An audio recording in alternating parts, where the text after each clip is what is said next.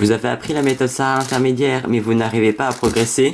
Dans cette vidéo, je vais vous apprendre à devenir sub 7, voire même sub 6 grâce à cette méthode.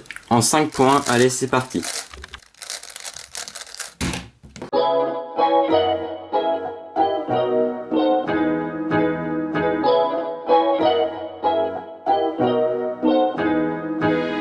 Donc la première astuce, ça va être de faire des phases efficaces, non pas de résoudre pièce par pièce comme on a l'habitude de faire quand on débute. Parce que ce qui est très important à comprendre, c'est quand on fait un mouvement au cube, on bouge énormément de pièces. Là, on bouge même carrément la moitié des pièces du cube. Donc c'est à dire qu'à partir de là, il est très facile d'influencer les autres pièces de la face à notre avantage. Par exemple, le cas le plus représentatif, c'est ici on veut résoudre la face verte et on a ces deux pièces là qui sont mal orientées. Au lieu de les résoudre une par une, par exemple on résout d'abord celle-là comme ça, et ensuite on résout celle-là, qui demande une rotation qui est 3 gènes et qui a quand même pas mal de mouvements. On peut, avant de faire ça, on peut mettre lui ici, pour que quand on mette lui, ça insère aussi lui.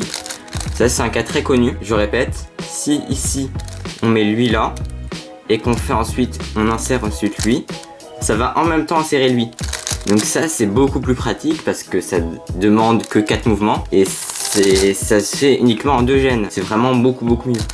Donc ça vous pouvez l'utiliser vraiment à chaque fois que vous faites une phase. Il faut essayer de trouver des mouvements intermédiaires qu'on peut faire avant d'insérer une pièce pour pouvoir influencer les autres pièces à notre avantage. Et voilà. Un autre exemple, c'est ici on veut faire la phase bleue. On voit que lui doit aller là et que lui doit aller là. Donc au lieu de mettre d'abord lui comme ça et ensuite mettre lui, on peut faire c'est déjà sortir lui comme ça.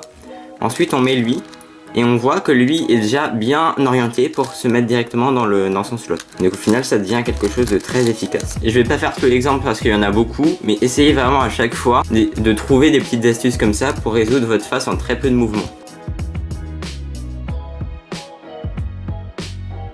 Donc la deuxième astuce, ça va être de pratiquer vos algorithmes pour pouvoir les faire très rapidement. Donc normalement en SAR intermédiaire vous connaissez 4 algorithmes, le sledge, le edge, la hache et la z-perm. Donc là je vous montre comment je l'ai fait moi très rapidement. Je vais pas expliquer les finger tricks parce que c'est pas un tuto sur les finger tricks au cube, mais dans la description je vous montrerai les vidéos qui montrent les finger tricks que j'ai regardé moi pour pouvoir aller faire ces algorithmes.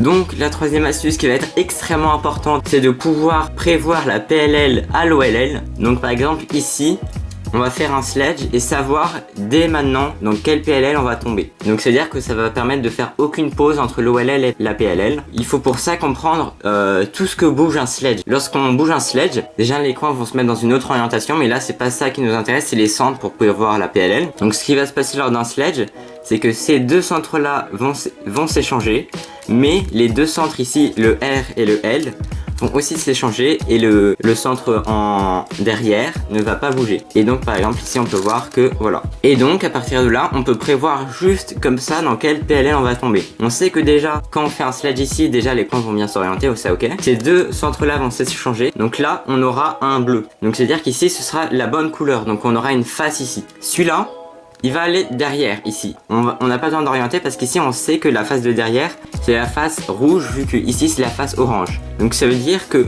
le vert va être avec le rouge. Ça formera ni une face ni un cas d'opposite. Ça veut dire on a des couleurs opposées qui sont dans la même face. Donc ça veut dire qu'ici on aura une face et rien. Ni face ni opposite. Ça veut dire que là forcément si vous maîtrisez bien votre orientation, c'est qu'on va avoir une H-perm qui va être comme ça. Ça veut dire que ici on va avoir une face, ici rien et ici un opposite. Donc on fait notre truc et on voit qu'ici on n'a rien.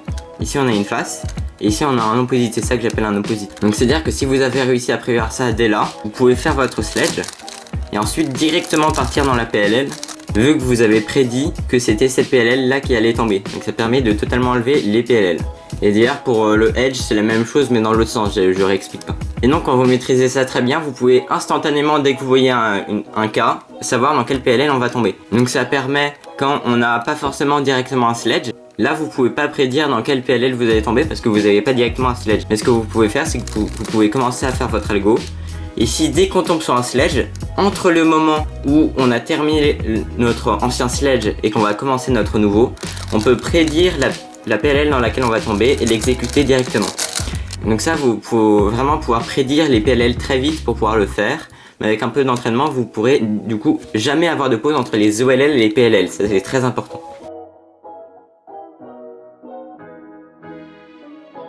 Donc la quatrième astuce, ça va être un peu plus général, ce sera juste connaître des techniques un peu avancées pour faire gagner du temps au Scube. Je vais vous en montrer deux. Donc le premier que je vais vous montrer, c'est pour éviter les H-perms. Vous êtes d'accord que les H-perms, c'est assez long à exécuter et puis on se rate assez souvent. On mess up assez souvent. Mais en fait, on peut quasiment à tous les coups éviter une H-perm si on prédit avec le tips que je vous ai donné avant qu'on a une H-perm. Si lors de notre dernier sledge, on prédit ici, ouais bah ici il va y avoir une H-perm. Donc ce qu'on peut faire, c'est qu'on peut faire ici un Y2. On fait un sledge, Y2, on fait un edge. Et puis ça skip notre PLL. Donc je répète, ici on a notre dernier sledge de l'OLL. On a prédit qu'il y a une H-perm, donc ce qu'on fait c'est qu'on fait Y2, sledge, Y2, edge. Et lorsqu'on a un edge et qu'on a prédit qu'on va avoir une H-perm, on fait la même chose mais en opposé, on fait Y2, edge, Y2, sledge. Donc ça permet de ne jamais avoir des H-perm, à part quand vous faites une face et que vous avez un OLL skip et que vous avez une H-perm. Du coup là, si vous ratez jamais, ce sera le seul cas où vous pouvez avoir une H-perm. Et le deuxième tip que je vais vous montrer qui est très important, c'est les setup moves. Donc les setup moves, c'est en fait vous faites des moves de setup, vous faites certains mouvements pour vous ramener un algorithme que vous connaissez, vous exécutez l'algorithme, vous faites undo les setup moves, ça veut dire que vous faites dans l'autre sens. Donc je vais vous montrer avec un exemple, ce sera plus clair. Donc par exemple ici, on a un 3 cycles de centre. Et si on suit la méthode intermédiaire, déjà on ramènerait ce centre en haut avec une U-perm, mais ensuite on ferait la U-perm en question. Donc ça ferait qu'on devrait faire 4 sledges. Vous voyez que comme c'est un 3 cycles, on pense qu'on pourrait se ramener à une U-perm. Parce qu'on voit que c'est lui qui doit aller là, qui doit aller là, qui doit aller là. Donc ça nous fait beaucoup penser à cette U-perm où c'est lui qui doit aller là, qui doit aller là, qui doit aller là. Là c'est la même chose, sauf que ce centre ici qui doit aller là, et ici, en effet, il doit aller là, qui doit aller là, qui doit aller là.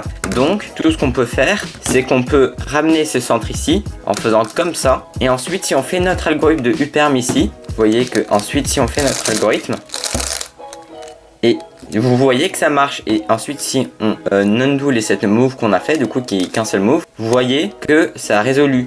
Donc, pourquoi ? C'est tout simplement parce que comme c'était comme ça, on a tourné ça. Et en fait, comme l'algorithme affectait uniquement ces 3 centres-là, en faisant une rotation comme ça, comme on n'affectait aucun des deux autres centres, on avait bien notre structure qui était préservée. Et donc, on pouvait faire notre algorithme qui échangeait les 3 centres et qui cassait rien d'autre. Comme ça, on a juste nos 3 centres qui sont résolus.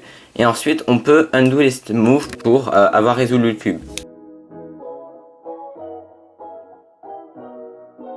Et donc la 5e et dernière astuce, c'est quand vous avez une phase très simple, par exemple regardez ici la jaune, vous pouvez prédire l'OLL. Parce que je sais que contrairement à 2x2, au Scube c'est beaucoup plus dur de prédire l'OLL vu qu'il y a beaucoup plus de trucs qui tournent, les mouvements sont plus complexes donc c'est plus compliqué. Donc là par exemple vous avez votre phase jaune en 3 mouvements, c'est beaucoup plus compliqué de prévoir 3 mouvements au Scube qu'au 2x2. C'est pour ça qu'à mon avis, à votre niveau, au-dessus de 4 mouvements, vous pouvez pas trop prédire en 15 secondes l'OLL. C'est un peu trop compliqué, mais là vous voyez que c'est assez simple de prédire l'OLL, vous pouvez assez facilement le faire parce que c'est un cas très simple. Là on voit, si vous avez prédit, qu'on va avoir juste un cas de sledge, que si on fait ça, pour remarquer qu'on a bien ce cas là. Et donc on prévoit à l'inspection, on prévoit qu'on a ça à l'inspection. Et donc même si vous êtes un peu doué, vous pouvez prédire où les autres centres vont aller. Vous pouvez ainsi prédire la PLL. Ici on voit que on va avoir notre sledge et ce centre là va aller là. Et ce centre là va aller là, ce qui va faire qu'après avoir exécuté notre sledge, et donc on prévoit qu'on va avoir une U-perm qu'on doit faire dans ce sens là, comme ça.